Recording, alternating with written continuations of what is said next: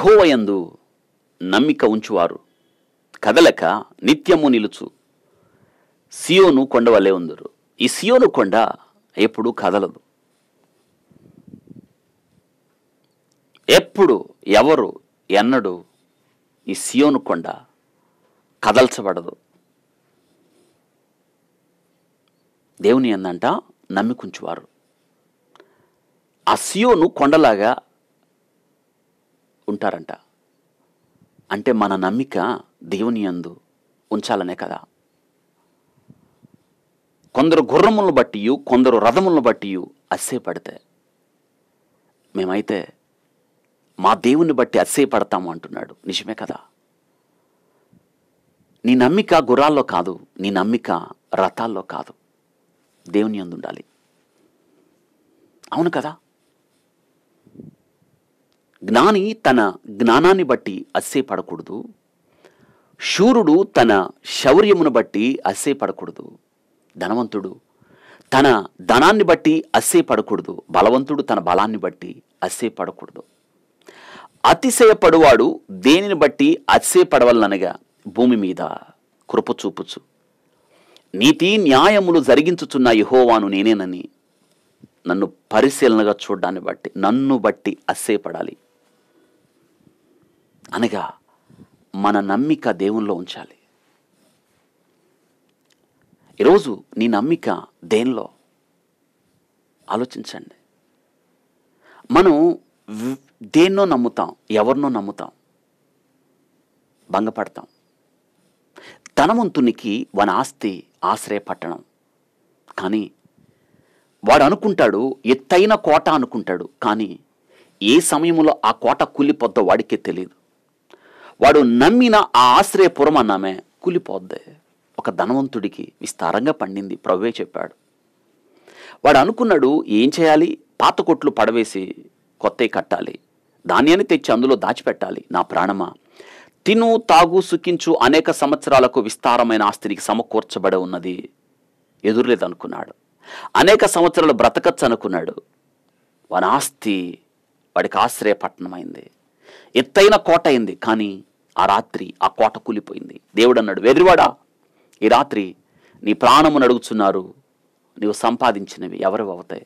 చూసారా, దేవునిని తనకు దుర్గముగా నుంచుకొనక తన సమృద్ధి యందు నమ్మికుంచువాడు వీడే అని చెప్పుకొనుచు జనులు నవ్వుదురు. వాడికి జరిగిన విపత్తు ఆకస్మిక పరిస్థితిని బట్టి. అందుకే మన నమ్మిక దేవునిలో ఉండాలి. దావీదు అనుభవం. దావీదు ఏలాలోయలో గొల్యాతు మీదకి యుద్ధానికి వెళ్ళేటప్పుడు సౌలు తన కవచాలని కూడా దావీదుకు ధరింపచేస్తే దావీదు అన్నాడు, ఇవి నాకు వాడుక లేదు. ఆయన వాడుకేంటో తెలుసా? దేవుని యందు నమ్మిక. ఆ నమ్మికతోనే చెప్పాడు, యుద్ధము యెహోవాదే. ఆ నమ్మికతోనే చెప్పాడు, నీ తల తెగవేతును. వాస్తవంగా గొల్యాతు తల తెగవేయడానికి దావీదు దగ్గర ఏముందో చెప్పండి. ఆ గొల్యాతే అన్నాడు, కర్ర తీసుకొని వస్తున్నావు, నేను కుక్కనా అని. రాళ్ళు ఎరుకున్నాడు, కర్ర తీసుకొని వెళ్ళిపోయాడు. ఎంత నమ్మిక దావీదుకి. నీ నమ్మికను ఎవరిలో ఉంచుతున్నావు? మనుషులను నమ్ముట కంటే, రాజులను నమ్ముట కంటే యెహోవాను నమ్ముట, ఆయన్ని ఆశ్రయించు నరుడు ధన్యుడు అని రాయబడ్డది. నీ యందు నమ్మిక ఉంచువారు ధన్యులు. కోర కుమారుల యొక్క అనుభవం. ఈరోజు మీ నమ్మిక దేనిలో?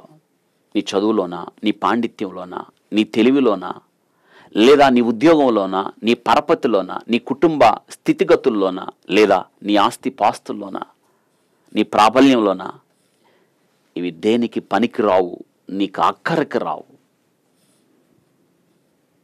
వాక్యంలో రాయబడ్డది, యెహోవా యందు నమ్మిక ఉంచువారు కదలక నిత్యము సియోను కొండవలే ఉందురు. కదలక నిత్యము స్థిరంగా ఉంటారు. మీరు కూడా మీ జీవిత ప్రయాణంలో స్థిరముగా నిలబడాలి అంటే మీ నమ్మిక దేవునిలో ఉంచండి. మీ నమ్మిక దేవునిలో ఉంచండి. హిజ్కియా చుట్టూ అషూరు సైన్యం మోహరించారు. కానీ ఆ సైన్యానికి హిజ్కియా తాళలేకపోయాడు కదా. దేవుని సన్నిధిలో ఆ ఉత్తరం తీసుకెళ్లి చదివాడు. ఇంత సైన్యముతో యుద్ధము చేయడానికి మాకు బలం ఎక్కడది? నువ్వే కదా, నీ అందే కదా మేము నమ్మికుంచాము. అంతే ప్రార్థన చేశాడు. ఆ రాత్రి దేవుడు ఒక దూతను పంపాడు. తెల్లవారింది.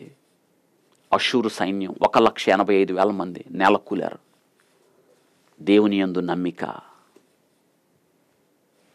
హిజ్కియా నిలబడ్డానికి కారణమైంది. మీ జీవితంలో మీరు కూడా నిలబడాలి, నిత్యము నిలబడాలి, సియోను కొండలాగా ఉండాలి. అయితే మీ నమ్మిక దేవునిలో ఉంచండి. దేవుని యందు నమ్మిక ఉంచిన వాడు ఎప్పుడు ఓడిపోడు, ఎప్పుడు తలదించడు, ఎప్పుడు సిగ్గుపడడు.